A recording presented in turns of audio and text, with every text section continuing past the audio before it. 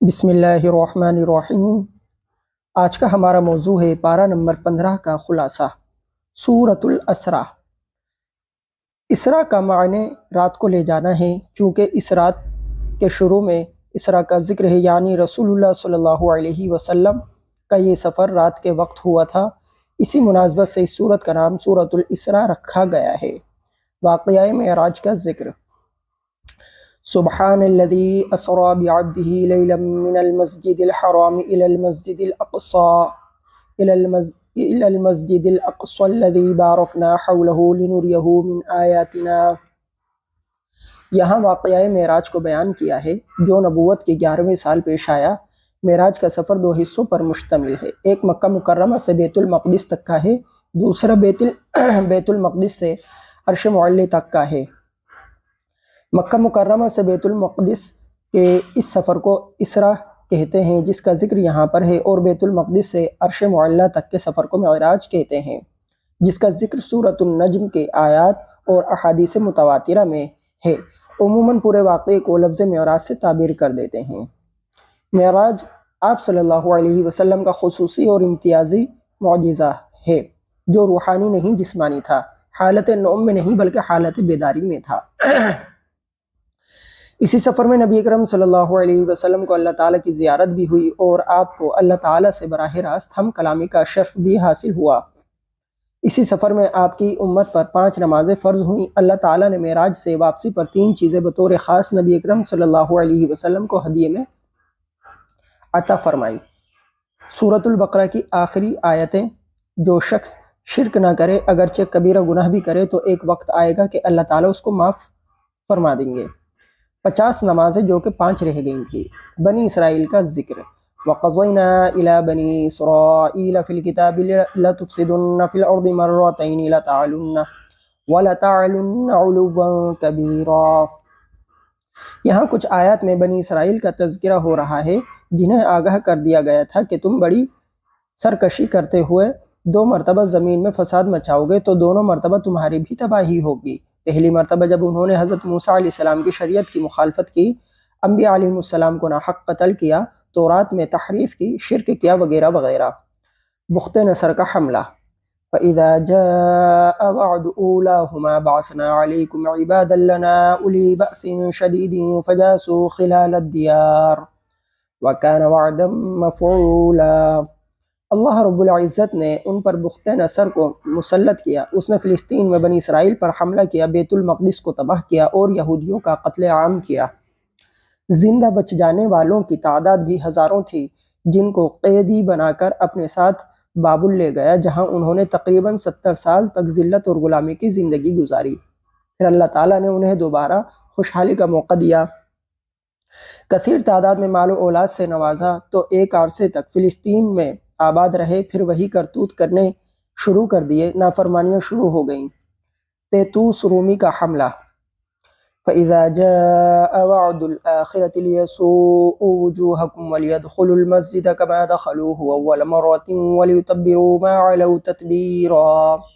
پھر دوبارہ حضرت عیسیٰ علیہ السلام کے زمانے میں یہودیوں کی سرکشی اور بدعمالیوں کی وجہ سے اللہ تعالیٰ نے ان پر تیتوس رومی کو مسلط کیا۔ اس نے بھی بخت نصر کی طرح انہیں نیست و نابود کر کے رکھ دیا اور بیت المقدس کو ویران کر دیا۔ وَإِنْ عُدْتُمْ عُدْنَا وَجَعَلْنَا جَهَنَّمَ لِلْكَافِرِينَ حَصِيرًا۔ یہاں بھی یہودیوں کو خطاب کیا کہ اگر تم نے نبی اکرم صلی اللہ علیہ وسلم کی مخالفت کی تو تمہارے ساتھ وہی سلوک کیا جائے گا جس طرح پہلے ہو چکا ہے۔ لیکن پھر بھی یہود اپنے کرتوت اور سرکشی سے باز نہ آئے تو پہلے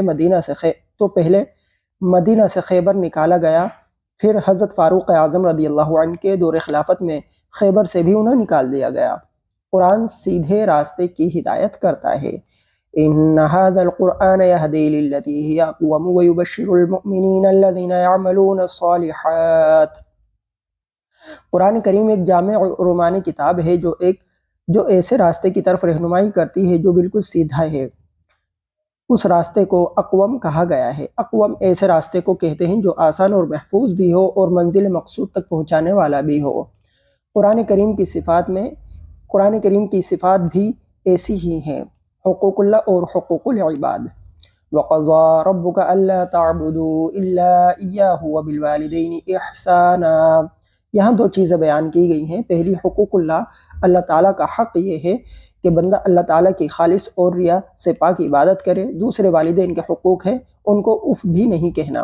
ماں باپ سے بڑے نقصان ہو جائے تو اس زندگی والے اس نقصان پر آپ نے یہ نہیں کہنا ابا جی یہ کیا کیا ہے، اور ماں باپ کو ڈانٹنا بھی نہیں ہے، ان کے ساتھ نرمی سے بات کرنی ہے۔ والدین کے لیے ہمیشہ اپنے بازوؤں کو بچھا کر رکھنا ہے، جی جی کرتے رہنا ہے، اور ساتھ اللہ تعالیٰ سے دعائیں بھی مانگنی ہے کہ اے اللہ میرا ابا جی اور امی جی پر رحم فرما، میں تو خدمت کرتا ہوں آپ بھی رحم فرما دے۔ اوامر اور نواہی کا بیان۔ وَلَا تَقْتُلُوا أَوْلَادَكُمْ خَشْيَةَ إِمْلَاقٍ نَحْنُ نَرْزُقُهُمْ وَإِيَّاكُمْ إِنَّ قَتْلَهُمْ كَانَ خِطْئًا كَبِيرًا۔ دین کا خلاصہ دو چیزیں ہیں، اوامر اور نواہی۔ اوامر پر عمل کرنا ہے، اور نواہی یعنی جن کاموں سے کرنے سے منع کیا گیا ہے ان سے اجتناب کرنا ہے۔ اس رکوع میں چند ایک اوامر اور نواہی بیان کیے گئے ہیں۔ مشرکین مکہ کی بری عادت تھی کہ وہ اپنی اولاد کو غربت کے خوف سے قتل کر دیا کرتے تھے، تو انہیں سمجھایا گیا کہ روزی کے مالک تو ہم ہیں، تمہیں بھی ہم ہی روزی دیتے ہیں اور انہیں بھی، تو پھر تم انہیں قتل کیوں کرتے ہو؟ اس کے علاوہ زنا، قتل اور یتیم کا مال کھانے کی ممانعت، وعدہ پورا کرنے کا حکم، ناپ تول میں احتیاط، جس چیز کا علم نہ ہو اس میں بحث و تمحیص سے پرہیز، اور زمین پر اکڑ نہ چلنے کا حکم دیا ہے۔ بعث بعد الموت۔ وَقَالُوا أَإِذَا كُنَّا عِظَامًا وَرُفَاتًا أَإِنَّا لَمَبْعُوثُونَ خَلْقًا جَدِيدًا۔ منکرین کہتے تھے کہ مرنے کے بعد جب ہماری ہڈیاں ریزہ ریزہ ہو جائیں گی تو کیا اس وقت ہمیں نئے سرے سے پیدا کر کے اٹھایا جائے گا؟ تو یہاں انہیں جواب دیا گیا کہ تم پتھر، لوہا یا اس سے بھی کوئی بھی بڑی مخلوق بن جاؤ جو تمہارے ذہن میں ہو کہ اس کا زندہ ہونا اور بھی مشکل ہے، تب بھی اللہ تعالیٰ تمہیں دوبارہ اٹھائیں گے جس طرح پہلی بار اللہ تعالیٰ تمہیں عدم سے وجود میں لائے تھے۔ مشرک کی حالت۔ وَإِذَا مَسَّكُمُ الضُّرُّ فِي الْبَحْرِ ضَلَّ مَن تَدْعُونَ إِلَّا إِيَّاهُ فَلَمَّا نَجَّاكُمْ إِلَى الْبَرِّ أَعْرَضْتُمْ وَكَانَ الْإِنسَانُ كَفُورًا۔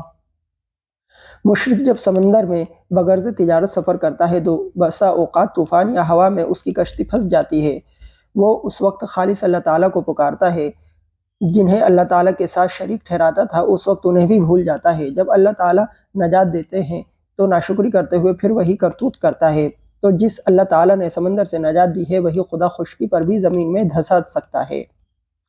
نماز پنجگانہ۔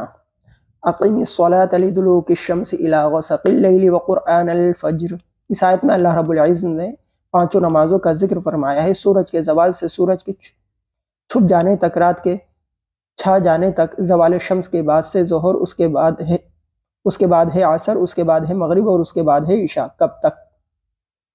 رات کے چھا جانے تک۔ تو سورج کے زوال کے بعد سے رات کے چھا جانے تک 4 نمازوں کا بیان ہے۔ قرآن الفجر میں قرآن سے مراد صلاۃ ہے، یعنی نماز فجر۔ اللہ تعالیٰ نے یہاں صلاۃ کے بجائے قرآن فرمایا۔ فجر کی نماز میں عام نمازوں کی بنسبت قرآن اتنا زیادہ پڑھا جاتا ہے کہ نماز کا نام ہی قرآن رکھ دیا گیا ہے۔ نماز تہجد کا اہتمام۔ وَمِنَ اللَّيْلِ فَتَهَجَّدْ بِهِ نَافِلَةً لَكَ عَسَىٰ أَن يَبْعَثَكَ رَبُّكَ مَقَامًا مَحْمُودًا۔ اللہ تعالیٰ نے فرمایا، اے میرے پیغمبر صلی اللہ علیہ وسلم، آپ تہجد کی نماز پڑھیں۔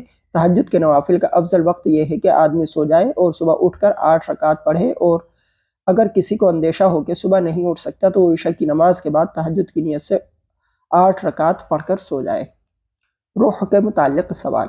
وَيَسْأَلُونَكَ عَنِ الرُّوحِ قُلِ الرُّوحُ مِنْ أَمْرِ رَبِّي۔ مشرکین نے یہود کے بتائے ہوئے سوالات میں سے ایک سوال روح کے متعلق کیا کہ روح کیا ہے۔ روح کی تفصیل بتانے کے بجائے اللہ تعالیٰ نے فرمایا، اے پیغمبر ان کو یہ نہیں بتانا کہ روح کیا چیز ہے، انہیں یہ بتانا کہ روح امر ربی ہے۔ اس کی وجہ یہ ہے کہ ان کا دماغ اتنا نہیں تھا کہ وہ روح کو سمجھ سکیں۔ خاتم الانبیاء سے مختار کل ہونے کی نفی۔ وَقَالُوا لَن نُؤْمِنَ لَكَ حَتَّى تَفْجُرَ لَنَا مِنَ الْأَرْضِ يَنبُوعًا۔ مشرکین مکہ بہت سارے بے جا قسم کے مطالبات کرتے تھے، مثلاً آپ زمین سے پانی کے چشمے نکالیں اور کھجوروں اور انگور کے باغات لائیں، آپ آسمان پر چڑھیں اور وہاں سے سنہرے ٹکڑے لائیں، آپ آسمان سے کتاب لے کر آئے اور بتائیں کہ یہ کتاب لایا ہوں، تب ہم آپ پر ایمان لائیں گے۔ اللہ پاک نے فرمایا، اے پیغمبر صلی اللہ علیہ وسلم، آپ ان کو بتائیں کہ میرا اللہ پاک ہے، یہ کام میرے بس میں نہیں ہے، میں انسان بھی ہوں اور رسول بھی ہوں، مجھ سے مطالبہ وہ کرو جو انسان کے بس میں ہو، وہ مطالبات مجھ سے نہ کرو جو انسان کے بس میں نہیں ہے۔ موسیٰ علیہ السلام کی 9 واضح نشانیاں۔ وَلَقَدْ آتَيْنَا مُوسَىٰ 9 آیَاتٍ بَيِّنَاتٍ، یہاں سے حضرت موسیٰ علیہ السلام کو جو اللہ تعالیٰ نے 9 واضح نشانیاں عطا فرمائی تھی ان کا ذکر ہے۔ ان نشانیوں سے مراد یا تو معجزات ہیں یا احکام خداوندی۔ معجزات یہ ہے، عصا ید بیضا زبان میں لکنت تھی، دوری کر دی، سمندر کے 2 حصے کر دیے، فرعونیوں پر ٹڈی دل کا عذاب، طوفان کا عذاب، کپڑوں میں جوئیں پڑ گئیں، مینڈگوں کا عذاب اور خون کا عذاب۔ اگر اس سے مراد احکام خداوندی ہوں تو یہ ہیں، شرک نہ کریں، چوری نہ کریں، زنا نہ کریں، حق ناحق قتل نہ کریں، کسی بے گناہ پر جھوٹا الزام لگا کر اسے قتل یا سزا کے لیے پیش نہ کریں، جادو نہ کریں، سود نہ کھائیں، پاک دامن عورت پر بدکاری کا بہتان نہ لگائیں اور میدان جہاد سے پیٹ پھیر کر نہ بھاگیں۔ اللہ تعالیٰ کے سارے اچھے نام، اللہ تعالیٰ کے سارے نام اچھے ہیں۔ قُلِ ادْعُوا اللَّهَ أَوِ ادْعُوا الرَّحْمَنَ أَيَّمَّا تَدْعُوا فَلَهُ الْأَسْمَاءُ الْحُسْنَى۔ ایک مرتبہ نبی کرم صلی اللہ علیہ وسلم دعا مانگ رہے تھے اور دعا میں یوں فرما رہے تھے، یا اللہ یا رحمان، تو مشرکین کہنے لگے کہ ہمیں کہتے ہیں کہ ایک خدا کو پکارو اور خود 2 کو پکار رہے ہیں۔ انہیں جواب دیا کہ اللہ تعالیٰ تو ایک اور یکتا ہے، لیکن اللہ تعالیٰ کا نام ایک نہیں بلکہ کئی ہیں، جس نام سے بھی پکارو سب اچھے ہیں۔ اس طرح مشرکین کی کم عقلی اور کم علمی کی تردید کی گئی۔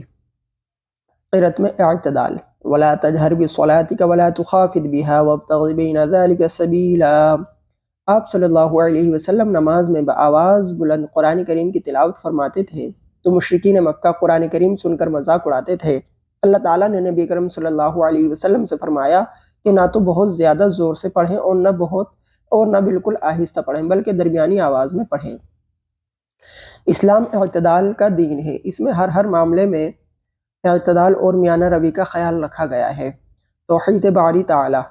وَقُلِ الْحَمْدُ لِلَّهِ الَّذِي لَمْ يَتَّخِذْ وَلَدًا وَلَمْ يَكُنْ لَهُ شَرِيكٌ فِي الْمُلْكِ وَلَمْ يَكُنْ لَهُ وَلِيٌّ مِّنَ الذُّلِّ وَكَبِّرْهُ تَكْبِيرًا۔ سورۃ اسرا کے آخر میں یہود و نصارہ مشرکین وغیرہ کی تردید کی گئی ہے۔ یہ اللہ تعالیٰ کے لیے بیٹا اور شریک ثابت کرتے تھے۔ نہ اللہ تعالیٰ کا کوئی بیٹا ہے اور نہ ہی کوئی شریک ہے۔ اللہ تعالیٰ شریکوں سے پاک اور بلند و بالا ہے۔ اللہ تعالیٰ کمزور بھی نہیں کہ انہیں کسی مددگار کی ضرورت ہو۔ سورۃ الکہف۔ کہف کہتے ہیں کہ غار کو۔ چونکہ اس صورت میں اصحاب کہف یعنی غار والوں کا ذکر ہے، اس لیے اس صورت کا نام بھی سورۃ الکہف رکھ دیا گیا ہے۔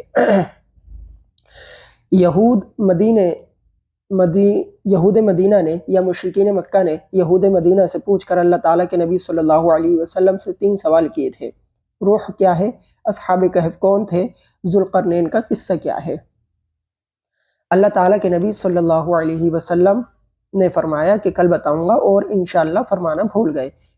کل وہ پھر آ گئے، پھر فرمایا کہ کل بتاؤں گا۔ کچھ دن تک وحی بند رہی، پھر 15 دن کے بعد یہ صورت نازل ہوئی۔ اللہ تعالیٰ نے فرمایا وَلَا تَقُولَنَّ لِشَيْءٍ إِنِّي فَاعِلٌ ذَلِكَ غَدًا إِلَّا أَن يَشَاءَ اللَّهُ، کہ میرے پیغمبر آپ انشاءاللہ فرمایا کریں۔ اس صورت میں ان کے آخر میں 2 سوالوں کا تفصیل سے جواب دیا گیا ہے، اور روح کے بارے میں سورہ بنی اسرائیل میں بات ہو چکی ہے۔ اصحاب کہف کا قصہ۔ ایک ظالم اور مشرک کے بادشاہ دقیانوس کے زمانے میں چند نوجوان توحید کے قائل تھے اور یہ بادشاہ انہیں پریشان کرتا تھا۔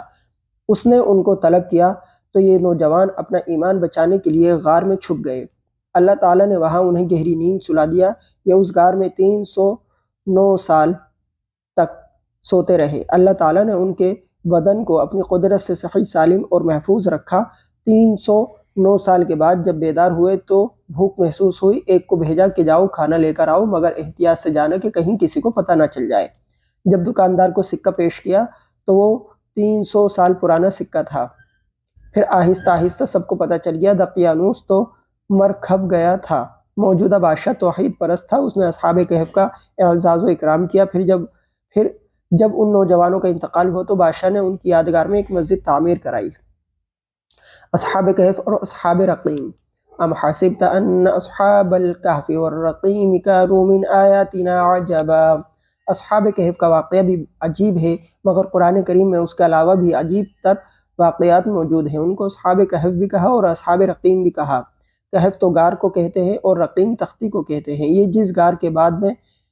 جس غار میں بعد میں وفات پا گئے تھے، مسلمان بادشاہ نے باہر تختی لکھ کر لگا دی تھی کہ فلاں ولی وفات پا گئے تھے جو اس غار میں موجود ہیں، اس لیے ان کو اصحاب رقیم بھی کہتے ہیں۔ اجسام کی حفاظت کا انتظام۔ وَتَرَى الشَّمْسَ إِذَا طَلَعَت تَزَاوَرُ عَنْ كَهْفِهِمْ ذَاتَ الْيَمِينِ وَإِذَا غَرَبَت تَقْرِضُهُمْ ذَاتَ الشِّمَالِ وَهُمْ فِي فَجْوَةٍ مِّنْهُ ذَلِكَ مِنْ آيَاتِ اللَّهِ۔ وہ غار ایسی ہے کہ جب سورج نکلتا ہے تو دھوپ دائیں جانب ہوتی ہے اور جب غروب ہوتا ہے تو بائیں جانب ہوتی ہے، یعنی غار کا نقشہ اس طرح ہے کہ براہ راست دھوپ ان پر نہیں پڑتی۔ غار کھلی ہے، ہوا آتی جاتی ہے، لیکن براہ راست ان کے جسم پر دھوپ نہیں پڑتی۔ اللہ تعالیٰ ان کے جسم کو دھوپ سے بچا لیتے ہیں اور ہوا کا سلسلہ بھی رہتا ہے تاکہ سانس نہ گھٹے۔ بیداری کے بعد باہمی گفتگو۔ وَكَذَلِكَ بَعَثْنَاهُمْ لِيَتَسَاءَلُوا بَيْنَهُمْ قَالَ قَائِلٌ مِّنْهُمْ كَمْ لَبِثْتُمْ قَالُوا لَبِثْنَا يَوْمًا أَوْ بَعْضَ يَوْمٍ۔ اصحاب کہف جب بیدار ہوئے تو آپس میں ایک دوسرے سے پوچھنے لگے کہ غار میں کتنا عرصہ ٹھہرے۔ کچھ نے کہا کہ ایک دن یا دن کا کچھ حصہ، اور کچھ نے کہا اللہ تعالیٰ زیادہ بہتر جانتے ہیں۔ پھر کہنے لگے کہ کھانے کا انتظام کرنا چاہیے تو اپنے میں سے ایک کو سکے دے کر بھیجا کہ کھانے کا انتظام کرو، لیکن دو باتوں کا خیال رکھنا۔ ایک تو یہ کہ کھانا پاکیزہ یعنی حلال لانا، ان کا خیال تھا کہ بت پرستوں کے شہر میں حلال کھانا ملنا مشکل ہے۔ دوسرا ہوشیاری سے جانا اور دکاندار سے نرمی سے بات کرنا کہ کہیں کسی کو ہمارے بارے پتہ نہ چل جائے۔ آگے ان کی وفات کا ذکر ہے۔ جب اصحاب کہف وفات پا گئے تو اب مشورہ ہوا کہ ان کی یادگار کے طور پر کوئی عمارت بنائیں۔ بالآخر یہ فیصلہ ہوا کہ یہاں بطور یادگار مسجد بنا لے۔ اصحاب کہف کی تعداد۔ قُلْ رَبِّ أَعْلَمُ بِعِدَّتِهِم مَّا يَعْلَمُهُمْ إِلَّا قَلِيلٌ۔ اصحاب کہف کی صحیح تعداد تو اللہ تعالیٰ کو ہی معلوم ہے، البتہ چند ایک حضرات کو بھی معلوم ہے۔ ان میں حضرت عبداللہ بن عباس رضی اللہ عنہما بھی ہے، تو ابن عباس رضی اللہ عنہما کے مطابق اصحاب کہف 7 تھے اور 8واں ان کا کتا تھا۔ 2 آدمیوں کا قصہ۔ وَضُرِبْ لَهُم مَّثَلَ الرَّجُلَيْنِ جَعَلْنَا لِأَحَدِهِمَا جَنَّتَيْنِ مِنْ أَعْنَابٍ وَحَفَفْنَاهُمَا بِنَخْلٍ وَجَعَلْنَا بَيْنَهُمَا زَرْعًا۔ یہاں ان 2 آدمیوں کا قصہ بیان کیا جا رہا ہے جن میں سے ایک نے مال دولت سے دل لگا کر کفر اختیار کر لیا تھا اور دوسرے نے اپنا مال اللہ تعالیٰ کے راستے میں خرچ کیا تھا۔ تو اس مومن نے اسے سمجھانے کی کوشش کی کہ اللہ نے تجھے ایک نطفے سے پیدا فرمایا، اللہ نے تجھے دولت عطا فرمائی، اس پر تجھے اللہ تعالیٰ کا شکر ادا کرنا چاہیے اور اس پر ماشاء اللہ لا قوت الا باللہ کہنا چاہیے۔ لیکن اس کے دماغ میں یہ تھا کہ میرے پاس دولت موجود ہے اور یہ ہمیشہ رہے گی۔ اس کو احساس اس وقت ہوا جب اللہ رب العزت نے ان نعمتوں کو چھین لیا اور یہ خالی ہاتھ رہ گیا۔ مال و اولاد دنیا کی زینت ہے۔ المال والبنون زینت الحیات الدنیا والباقیات الصالحات خیر عند ربک ثوابا وخیر املا۔ گزشتہ آیات میں 2 شخصوں کا قصہ بیان کیا گیا تھا جن میں سے ایک نے دنیا کے مال و اسباب سے دل لگایا تھا اور اللہ تعالیٰ کو بھلا دیا تھا۔ اب یہاں سے مال و اسباب اور اولاد کی بے ثباتی کو بیان کیا جا رہا ہے کہ یہ چیزیں صرف دنیا کی زیب و زینت ہیں، ان سے محبت اور دل لگی کے بجائے ان نیک اعمال کو اختیار کرنا چاہیے جنہیں بقا حاصل ہے۔ باقی رہنے والے کلمات سے اعمال صالحہ مراد ہیں، جیسے 5 وقتہ نمازیں اور اس کے علاوہ بھی نیک اعمال اور ذکر و اذکار، مثلا سبحان اللہ والحمد للہ ولا الہ الا اللہ وغیرہ سب اس میں شامل ہیں۔ حضرت موسیٰ اور حضرت خضر علیہ السلام کا قصہ۔ وَإِذْ قَالَ مُوسَىٰ لِفَتَاهُ لَا أَبْرَحُ حَتَّىٰ أَبْلُغَ مَجْمَعَ الْبَحْرَيْنِ أَوْ أَمْضِيَ حُقُوبًا۔ حضرت موسیٰ علیہ السلام سے ایک مرتبہ کسی نے پوچھا کہ روئے زمین پر اس وقت سب سے بڑا عالم کون ہے؟ حضرت موسیٰ علیہ السلام نے اپنا فرمایا، اور یہ واقعی کے مطابق بھی تھا کیونکہ نبی کے پاس سب سے زیادہ علم ہوتا ہے، لیکن اللہ تعالیٰ کو یہ بات پسند نہ آئی، بلکہ یوں کہنا چاہیے تھا کہ اللہ تعالیٰ ہی بہتر جانتے ہیں کہ سب سے بڑا عالم کون ہے۔ تو حضرت موسیٰ علیہ السلام کو حکم دیا گیا کہ حضرت خضر علیہ السلام کے پاس علم سیکھنے کے لیے جائیں، جہاں دو دریا ملتے ہیں اس جگہ ان سے ملاقات ہوگی۔ یہ قصہ آیت نمبر 60 سے لے کر 16ویں پارے میں آیت نمبر 82 تک بیان کیا گیا ہے۔ جو مقام بتلایا گیا تھا وہاں پر حضرت خضر علیہ السلام سے ملاقات ہوئی۔ حضرت موسیٰ علیہ السلام نے ملاقات کی غرض بیان فرمائی۔ حضرت خضر علیہ السلام نے فرمایا کہ میں جو بھی کام کروں مجھ سے اس کے متعلق نہ پوچھنا جب تک میں از خود نہ بتاؤں۔ سفر شروع ہوا۔ حضرت خضر علیہ السلام نے 3 کام کیے: کشتی کا تختہ اکھاڑا، بچے کو قتل کیا، بغیر اجرت دیوار ٹھیک کی۔ چونکہ پہلے دونوں کام شریعت کے خلاف تھے اس لیے موسیٰ علیہ السلام سے خاموش نہ رہا گیا۔ جدائی ہوئی تو حضرت خضر علیہ السلام نے فرمایا کہ میں آپ کو ان واقعات کا مقصد بتائے دیتا ہوں جن پر آپ صبر نہ کر سکے۔ نمبر 1، کشتی والے غریب تھے، آگے ظالم بادشاہ تھا، وہ ہر صحیح سالم کشتی کو زبردستی چھین لیتا تھا، تو میں نے چاہا کہ اس میں کوئی عیب پیدا کر دوں تاکہ وہ عیب کی وجہ سے نہ لے سکے۔ نمبر 2، بچے کے والدین مومن تھے، اگر یہ زندہ رہتا تو ممکن تھا کہ انہیں سرکشی اور کفر میں مبتلا کر دیتا۔ ہم نے چاہا کہ اللہ تعالیٰ اس کے بدلے میں انہیں ایسی اولاد دے جو پاکیزگی اور حسن سلوک میں اس سے بہتر ہو۔ نمبر 3، دیوار 2 یتیم بچوں کی تھی، اس کے نیچے ان کے والد نے خزانہ دفن کیا ہوا تھا۔ ان کا باپ نیک آدمی تھا۔ اللہ تعالیٰ نے چاہا کہ یہ اپنی جوانی کی عمر کو پہنچ کر اپنا خزانہ نکال لیں۔ حضرت موسیٰ علیہ السلام کے پاس تشریعی علم تھا جبکہ حضرت خضر علیہ السلام کے پاس تکوینی علم تھا۔ ہم شریعت کے پابند ہیں۔ وآخر دعوانا ان الحمد للہ رب العالمین۔